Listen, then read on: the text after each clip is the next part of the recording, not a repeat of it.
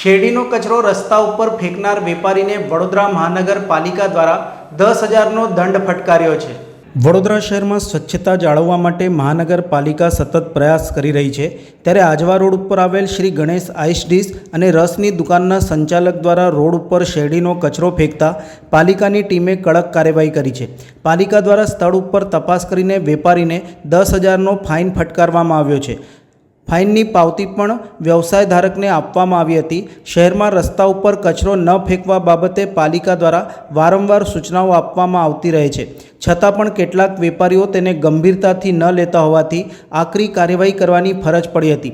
લોકોએ સ્વચ્છતાને ગંભીરતાથી લેવી જ જોઈએ અને સ્વચ્છતા માટે કોઈ દંડ કરે પછી સુધરીએ તેના કરતાં સ્વચ્છતાને પોતાના સ્વભાવમાં વણી લઈ સ્વચ્છ વડોદરાના અભિયાનમાં સહકાર આપવો જોઈએ।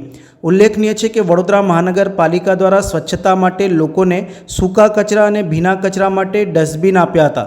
જો કે લોકો તો કચરો વર્ગીકૃત કરે જ છે, પણ કચરો લેવા માટે આવતી ડોર ટુ ડોરની ગાડીમાં આ કચરો જુદો મૂકવાની કોઈ વ્યવસ્થા જ નથી, જેથી ભીના કચરા અને સૂકા કચરાના વર્ગીકરણનો કચરાનો યોગ્ય નિકાલનો હેતુ સિદ્ધ થતો નથી, જેથી તંત્રએ લોકોને જાગૃત કરવા સાથે પોતાની અંદર પણ પરિવર્તન લાવવું જરૂરી છે, જેથી ભીના કચરા અને સૂકા કચરાનો યોગ્ય નિકાલ થઈ શકે।